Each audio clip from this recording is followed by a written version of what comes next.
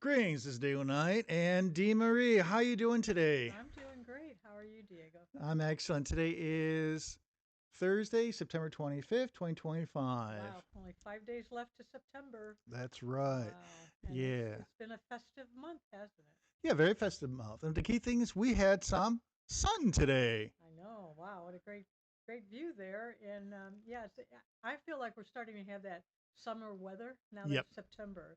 It's like about time, and then pretty sunsets lately. We've been getting some nice sunsets, and yeah, Yeah, that's true. The sunsets are really fantastic. And the thing is about sunsets, even the sun sets, watch the colors. yeah. Afterwards, yeah, that's some Oh, of my yeah. favorite times when it reflects off the clouds.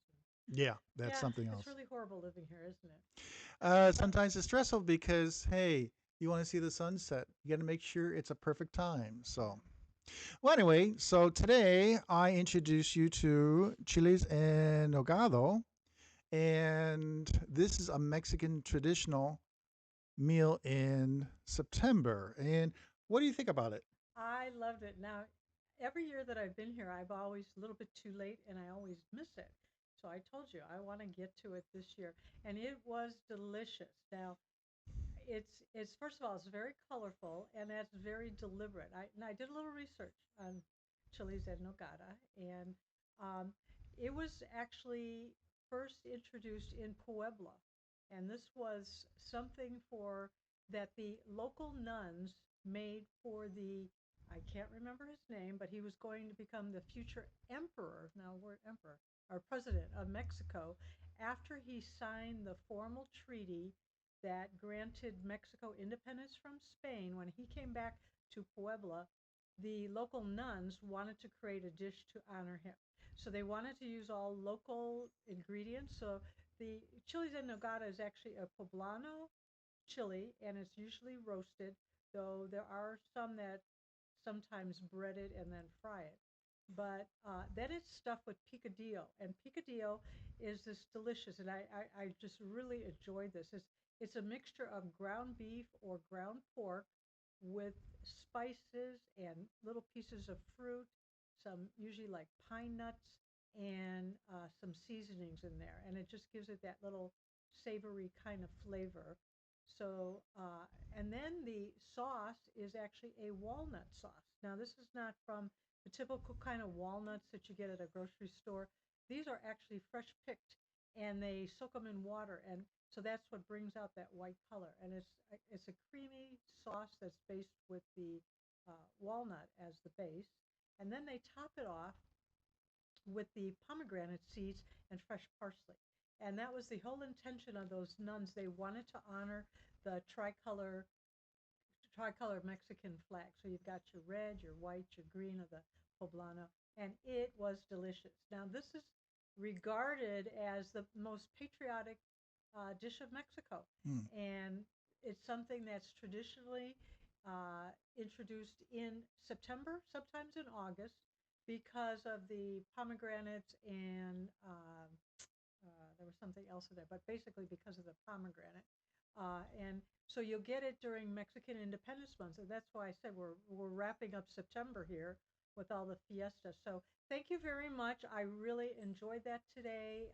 It was great. We went, Yeah, we want to say credit. We went to El Patio Restaurant, Cantina, downtown yeah, Rosarito. I've been there first time a couple of years ago for that dish. It was fantastic. And we want to say thank you. I asked him a message, are you guys still available for that dish? And he said, yeah. So we went there today. and it was nice. A beautiful day. You get to sit right out there, watch traffic go by, and people go by. It's a great spot. I enjoy it on patio. We've had breakfast there, and but now I can check Chili's and Nogada off my wish list. But I'm definitely going back next year. Yeah, that's it. So there's a lot of restaurants who did it.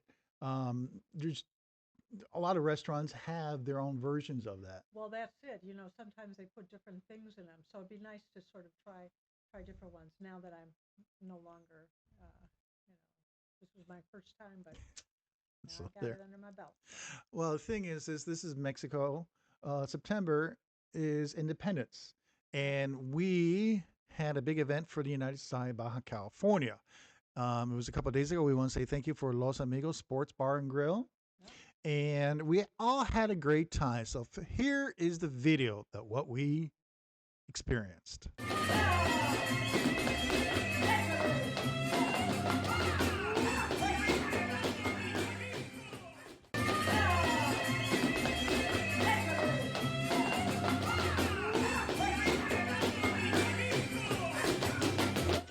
So the dancing group is Calmecac, Folklorico Calmecac from Rosarito. I've known them for several years, and we hired them from last year for the USBC.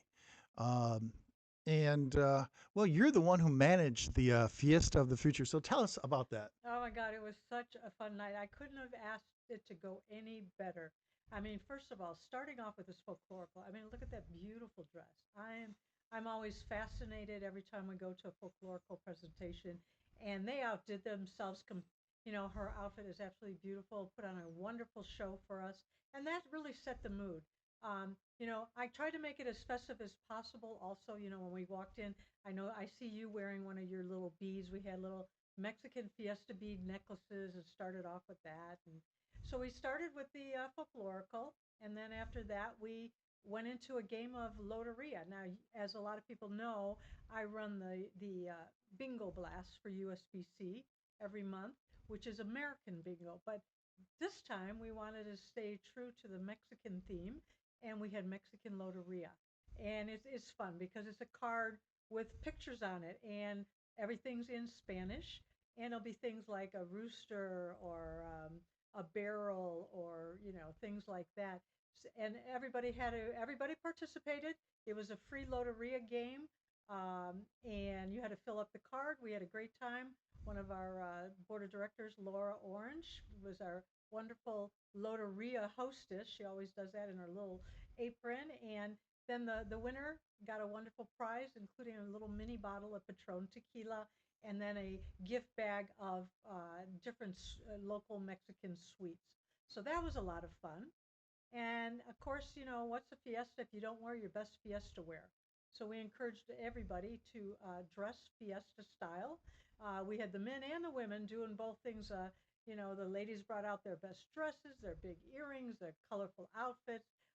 One of the gentlemen had a traditional, I don't know, I should have asked him what it's called, but it's a traditional, like a Mexican Shawl. shawl Yeah. that men wear in Mexico. And I didn't know anything about that. He explained that to me. So we had fun. Everything was so colorful, and of course, my best part of this whole thing, something I was hoping we would have fun, was our piñata smash. I mean, who And says here we go. piñatas are for children? I mean, even adults love piñatas. And so we bought this beautiful piñata locally, and my whole idea was, piñatas are normally associated with kids' birthday parties. Well, we're all past that age right now. We do have birthdays, but we're a little older. So we modified it a bit. We sat in a chair, but we used a traditional blindfold. And of course, instead of stuffing it with candy, my whole emphasis was this was your chance to relieve some stress. Just whack that piñata. And this was all going for charity. All the money we raised is going to the Rosarito Boys and Girls Club. So for $1 or 20 pesos, you got three swings at the piñata. And it took a little while. I think maybe 20, 30 people went up before we started. Little pieces came off, and those little pointy ends of that piñata, people were using them as hats. I mean, it was so much fun. And then at the end, Julio Acosto, he was great. He helped us during that whole time when we're doing the piñata, narrating it, narrating our best dressed fiesta, and then some great music at the end. Everybody just had such a great time. Um, I don't know. There were so many laughs. It was such a good group of people. We just all had fun. A great meal, a great time. I think this is one I'm really going to be remembering for a long time, and a lot of other people too. So Yeah, that's true. It was a great thing. I want to say thank you. You're the one who organized a lot of this stuff. yeah. Oh yeah, what is some of the gifts or the Well, prizes that well, you this is give? what one of the things we had in the pinata. Again, I was talking about it was all about stress relief. So I figured I'll stuff that pinata with stress relief. Now, this is a little red chili, and it's one of those stress balls if you get stressed out. And then I had little keychains that are fidget poppers, and you push it in, their eyes pop out or their mouth popped out, little stuff like that. And then I've been actually sitting here while we're talking with the little fidget spinners. So we had fidget spinners. I wanted to keep it so we didn't make too much of a mess at Los Amigos before the dancing started, but yet for people to understand this is all about stress relief. And I tell you, I almost wish that pinata would have gone a little longer. We were having so much fun. People were laughing so hard. Yeah, that's true. With it, Kathy Hustler, she's been part of the USBC for many, many years. She knew my parents, and she said she's been here in Mexico for many years. Now it's her first time to whack a pinata. And she came up, I think, twice. Oh I yeah, at think least people twice. were repeating. It was. I never laughed so hard. I mean, everybody was having such a good time. Um, and the fiesta went by so quickly, but I know I feel like we really celebrated Mexican culture for Yeah, that's USBC. true. That's it. We had everything: the traditional folklorico, um, the dressing up, the piñata, the loteria. We really kept it true to Mexican Independence Month. So that was a fun time. I really thank everybody, that came out, that supported us and supported Rosarito Boys and Girls Club. Oh, So Rosie Torres. Yeah, yeah, that's Rosie right. Torres was there, and she, fortunately, I know she was one of the first ones that put her money in to do the pinata, and then she walked away for a minute. Everybody else got in front of her, and before she came back, it was like the pinata was already starting to fall apart. So I'm glad she had a chance to get in there. Yeah, yeah, that's But true. And the thing is, we all had a great time, and I think it's just a good way to learn Mexican culture. yeah, and The then Loteria. we raised money for a great cause. This is for the future. Oh We yeah, called it Fiesta for the future. It's for the future of these kids, so that Rosie can continue on with her great mission there of providing educational, musical, sports stuff for the kids. It's a great thing. right. That's it. That's September. And we had a great time this month. Just please remember September. I think it's the 16th. Independence, Yeah. Mexico. That's a key thing. Is there's always festivals. I know City Hall of Rosarito at that midnight uh, of their event. They usually have. They had a festival. They had the fireworks. Also, they have performers. And I know all Mexico do that. It was a great opportunity. Mexicans really celebrate their culture, their history. Yeah, and then I think as Americans, we should, if we're living here, let's embrace it. Let's show, I mean, in fact, even I know Rosie was very impressed that everybody or most everybody was dressed in their best fiesta wear. So she was really quite impressed with that. So, and I had a new dress this year. It was my faux folklorical, had a huge skirt, so I had fun. Yeah, yeah. So, yeah, we all had a great time. And this is we only have one more week until the end of September. But the thing is this, hey, it's time to talk about sports, boxing. Well, the key thing is I just notification the other night that there's going to be three boxing matches Wow. in Rosarito in October. Very rare. You usually get two, but now three. Well, the key thing is we're going to see today's boxing promotions. They're going to be October 11th.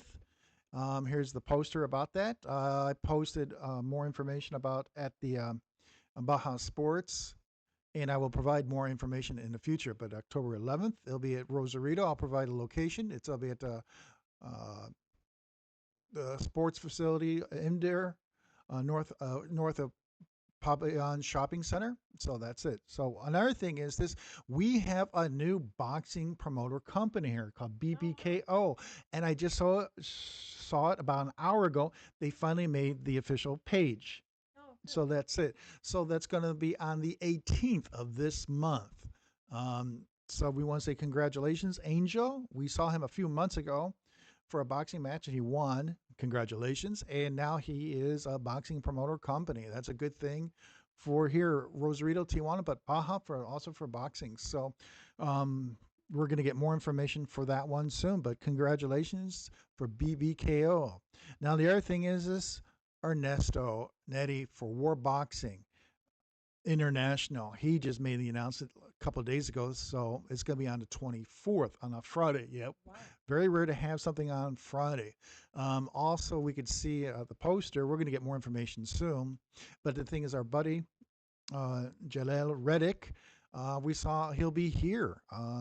And I think he's originally from Jersey, New Jersey, and he's based in Las Vegas, I believe. Yeah. And we saw him a couple times this year in Rosarito. So we want to say congrats, and we'll hope to see you soon.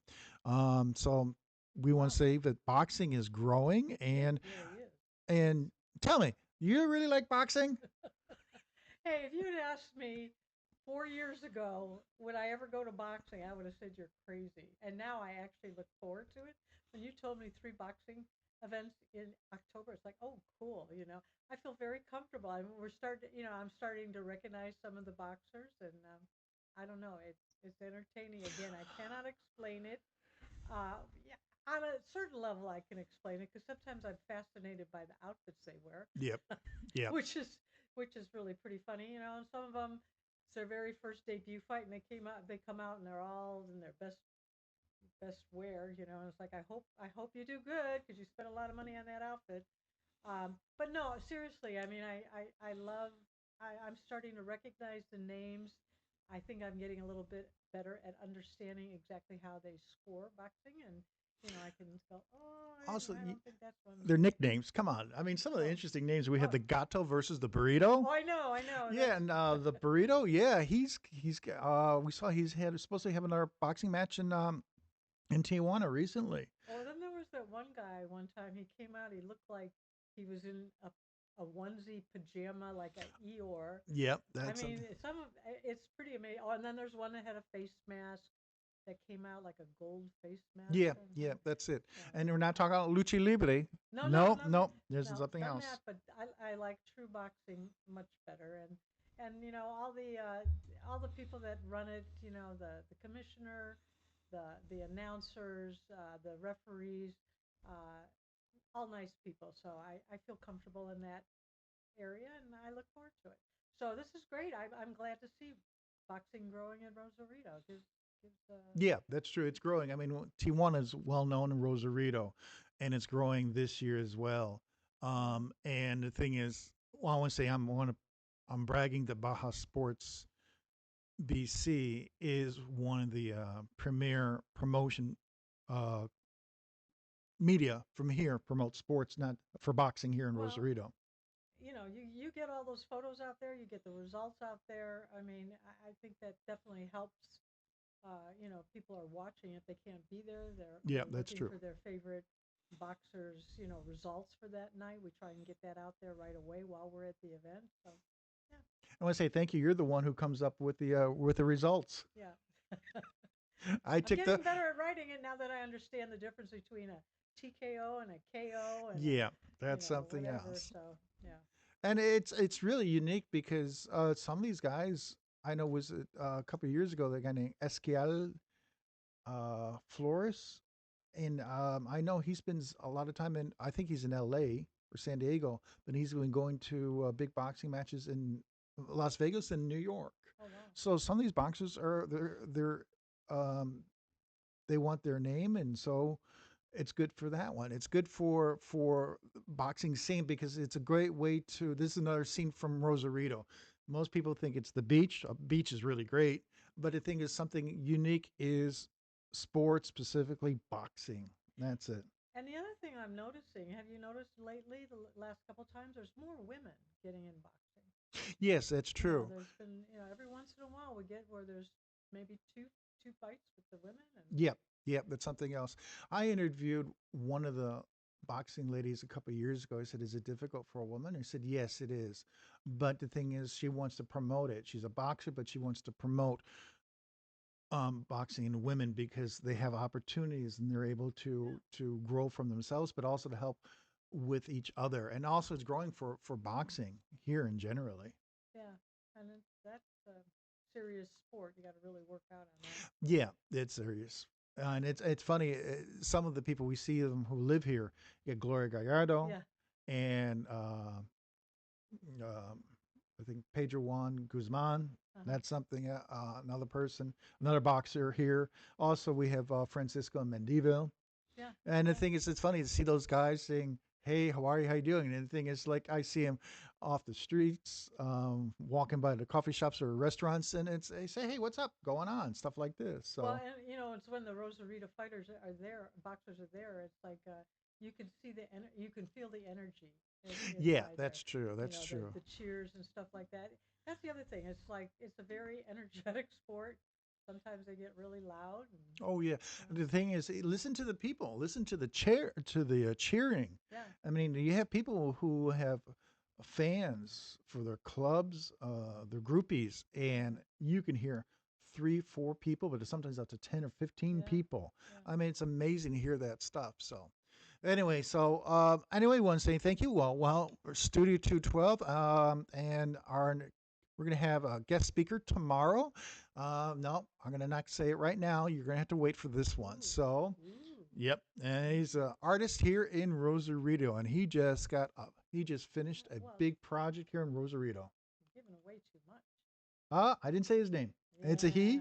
but Okay. hey, he's Okay. well You're known. seeing who's paying attention to what's happening in Yeah, Rosarito. that's it. People need to see what's going on. Ah. Hey, well, people need to know what's going on. Okay. And the thing is, this is a different perspective. Hey, Studio 212 is a great opportunity to bring the stories of Rosarito. Oh, I That's think it. there's a lot of stories here to be told. Right. That's true. So, So I want to say thank you. We want to say thank you for Prince. He's the moderator, the bodyguard. He is just making sure that everything's fine. So anyway, this will be signing off. Di Maria and Diego. Take care. See you.